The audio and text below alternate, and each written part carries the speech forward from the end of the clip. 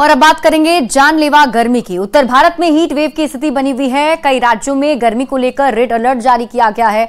मौसम विभाग का कहना है कि फिलहाल अगले कुछ दिनों तक गर्मी से कोई राहत के आसार दिखाई नहीं दे रहे हैं, लेकिन दिल्ली एनसीआर में वेस्टर्न डिस्टर्बेंस के चलते हल्की फुल्की बारिश 1-2 दिन में हो सकती है। फिर भी गर्मी से राहत की कोई संभावना अगले 3 से 4 दिनों तक दिखाई नहीं दे रही है। उत्तर भारत में जिस तरीके से इन दिनों चिलचिलाती गर्मी पड़ रही है और लोगों को जो गर्मी है काफी ज्यादा परेशान कर रही है, मौसम विभाग का कहना है कि फिलहाल कई जगहों पर रेड अलर्ट जारी किया हुआ है और धीरे धीरे ये रेड अलर्ट की स्थिति तो कम होगी, लेकिन फिलहाल अभी भी ऑरेंज अलर्ट जारी रहेगा। भागलपुर में लगातार गर्मी का प्रकोप बढ़ता जा रहा है। भीषण गर्मी और चिलचिलाती धूप के कारण लोग घर से बाहर निकलने में परहेज कर रहे हैं। गर्मी का कहर इस कदर है कि सड़कें सुनसान हो गई हैं।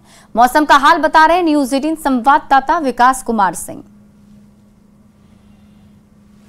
इन दिनों पूरे बिहार में भीषण गर्मी पड़ रही है। भागलपुर में भी बीते कई दिनों से पारा जो है 40 के पास पहुंच गया है और इसका सीधा असर लोगों के दिनचर्या पर पड़ रहा है। शहर का यह सबसे व्यस्तम चौराहा कचहरी चौक है और अमूमन इस वक्त इस चौराहे पर भीड़ भाड़ हुआ करती थी, लेकिन साफ तौर पर देख सकते हैं कि लोगों की जो आवाजाही है सड़कों पर वो काफी कम हो गई है। काफी कम संख्या में लोग घर से बाहर निकल रहे हैं और गाड़ी भी काफी कम संख्या में सड़क पर चल रही है।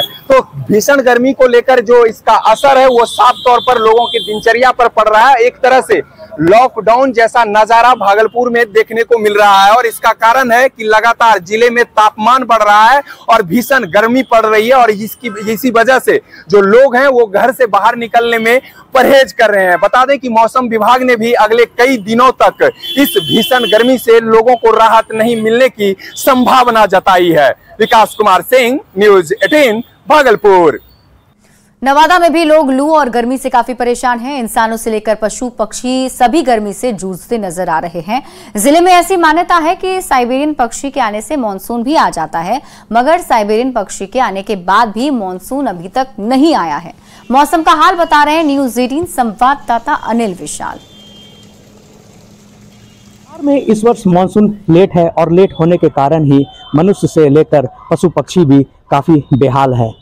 मानसून लेट से आई है और लोगों को कई परेशानियां में डाल रही है और जो विदेशी पक्षी जो आमतौर पे बिहार में तभी आते हैं जब मानसून का आगमन हो जाता है, ये पक्षी तो आ गए मगर मानसून अभी तक नहीं आया है और गर्मी कुछ इस कदर बढ़ रही है कि आप इस वक्त देख सकते हैं कि ये जो विदेशी पक्षी जो मानसून के शुरू होते ही यहाँ पहुँच जाते हैं, मगर वो अपनी तपिश बुझाने के लिए यहाँ पे पानी का सहारा ले रहे हैं और आप इस वक्त देख सकते हैं कि छोटे छोटे जो साइबेरियन पक्षी जो हैं वो यहाँ आ चुके हैं और अपनी प्यास बुझा रहे हैं और लगभग जितने भी आसपास में जितने भी बड़े बड़े वृक्ष पेड़ हैं वहाँ इनका बसेरा आ चुका है। आमतौर पर ऐसी मान्यता है कि ये पक्षी यहाँ मौसम ठंड होने के कारण आते हैं और जैसे ही ठंड की शुरुआत होने लगती है ये पक्षी यहाँ से निकल जाते हैं।